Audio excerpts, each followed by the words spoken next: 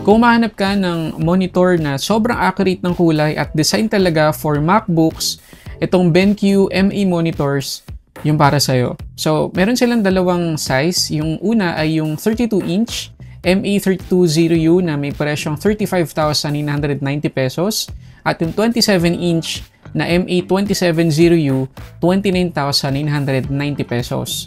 Almost identical naman sa specs yung dalawang size na yan, kaya sa buong video na to, BenQ MA monitors itatawag natin sa kanila. So before natin i-review yung mismong monitor, pakita ko lang sa inyo yung mismong box, pati na rin yung laman ng box para meron kayong idea kapag dineliver na sa inyo. So meron tayong tatlong cables dito.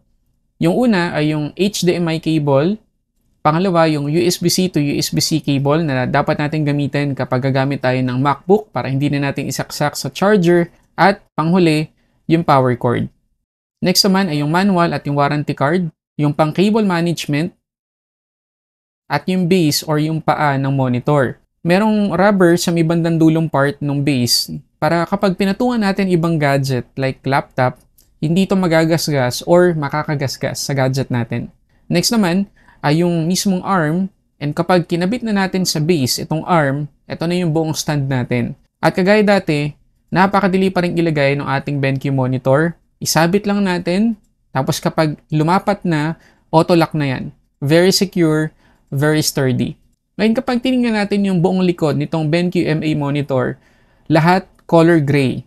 Napakalinis, napaka-corporate ng dating. Actually, wala kayong makikitang visible na BenQ logo sa kahit anong part ng likod. Maliban na lang kung titingnan mo yung ibabaw ng mismong stand. Nandun sa tuktok yung BenQ branding. Ang ganda rin ng positioning ng ports dito kasi naka-expose na siya sa likod. Hindi mo na kailangang magtanggal ng cover para lang ma-access yung mga ports, hindi kagaya sa imong monitor. Meron tayo dito dalawang HDMI ports, isang USB-E port, isang 60 watts na USB-C port na for display na rin, at yung isang 15 watts na USB-C port for charging only. Sa kabilang side, Kensington lock lang yung makikita natin. Hindi ko lang nagustuhan na yung buong bezels nitong BenQ MA monitor ay kulay itim lahat. Mas okay sana kung yung iba mang part color gray para medyo bagay naman doon sa likod. Pero personal preference ko lang naman yan. Kasi overall naman, maganda talagang tingnan itong BenQ MA monitor. May makikita tayong BenQ logo doon sa may baba sa gitna. At sa ilalim ng monitor, meron kayong makakapa na USB-A port at audio jack. Sa taas naman ng monitor, meron kayong makikitang makinis na square. Yan naman yung ambient sensor na pag-uusapan natin mamaya. At para ma-access at makontrol naman natin yung OSD ng monitor, meron tayong joystick dito sa may ilalim ng logo. Pwede mo dito ma-access yung brightness, yung volume, pati na rin yung source. At speaking of volume, meron tayong built-in stereo speakers dito sa BenQ MA monitor at napaka-decent ng tunog. Kasi tuned or sound by Trevolo yung mga speakers na yan. So, pwedeng-pwede mong gamitin kapag nagtatrabaho ka. Ngayon, pagdating sa mismong display, quick specs muna tayo. Anti-reflective na IPS LCD yung ginamit nila ditong panel. Tapos 4K yung resolution natin. 60Hz yung refresh rate kasi hindi naman to gaming monitor. Tapos HDR 400 yung 27-inch.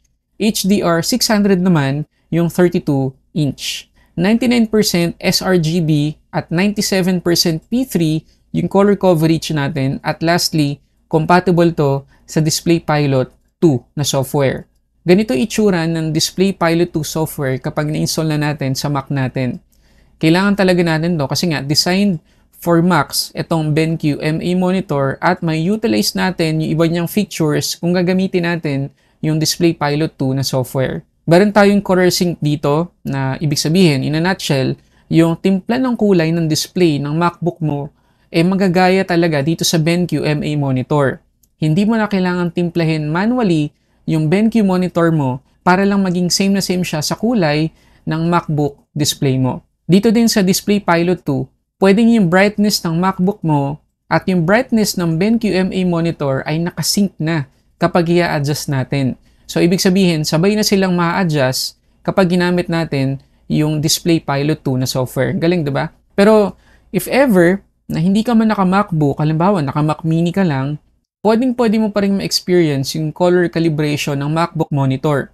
punta ka lang sa setting. Tapos i-select mo lang doon kung anong MacBook yung gusto mong magaya dito sa BenQ MA monitor. Halimbawa din, kung gusto mong makita yung content mo sa ibang display, halimbawa iPhone, select mo lang kung anong iPhone model. Tapos kung sa iPad mo gusto mong makita yung content mo, i-select mo lang kung anong iPad model yung gusto mo. Pwede mo ding makontrol dito sa Display Pilot 2 yung volume, yung blue light, at pwede mo ring ma-enable dito yung auto brightness or yung tinatawag ng BenQ na Brightness Intelligence Plus Gen 2. Kapag naka-enable yung BI Plus Gen 2 natin, kusang i-adjust ng monitor yung brightness depende sa lighting environment mo. So, halimbawa, nagpatay ka ng ilaw, kusa na ring magdidim yung display. Kapag binuksan mo yung ilaw, kusa na ring madadagdagan yung brightness. Sobrang convenient. Meron din tayo ditong auto pivot na kapag binago mo yung orientation ng display, kusa na ring mababago yung orientation ng display mo sa setting ng macOS mo. Yun lang yan sa mga pwede mong magawa dito sa BenQ MA dahil sa Display Pilot 2 na software. Designed to for Mac, pero hindi naman ibig sabihin na sa Mac mo lang talagang magagamit itong BenQ MA monitor. Pwede ito sa Windows. Kasi kung titignan mo sa website ng BenQ, merong Display Pilot 2 na software for Windows. Ngayon, pagdating sa actual usage, sobrang swak guys itong BenQ MA monitor sa mga digital creators, digital artists, kasi nga, maliban sa sobrang accurate ng color reproduction, kagaya ng sinabi ko kanina, pwede mo ding makita sa ibang display yung content mo. So, kung gusto mo makita sa iPad, pwede. Kung gusto mo makita kung ano itsura sa iPhone, pwede rin. Sobrang may enjoy mo yung media consumption dito kasi kahit pa low brightness lang yung setting mo, sobrang liwanag pa rin ang display, kitang-kita pa rin, tapos napaka true to life ng kulay, napaka sharp, at wala ka rin mapapansin or makikitang light leakage sa mga gilid ng monitor kahit low brightness kasi yun yung sakit ng ibang mga IPS LCD monitors. So, pwede to sa video editing, photo editing, at kung ano pa. So, halos lahat. Maliban sa gaming, syempre, kasi 60Hz lang yung monitor na to. Pero, yun nga, hindi naman to designed for gaming. So, marirecommend ko talaga itong BenQ MA monitor, especially dun sa mga naka-MacBook, naka-Mac Mini. Pero, kagaya na sinabi ko, pwede to sa mga naka-Windows PC. So, if ever na gusto mo makita yung buong specs or details ng BenQ MA monitor, i-click mo lang yung link dyan sa baba. Pati na rin yung presyo sa Lazada.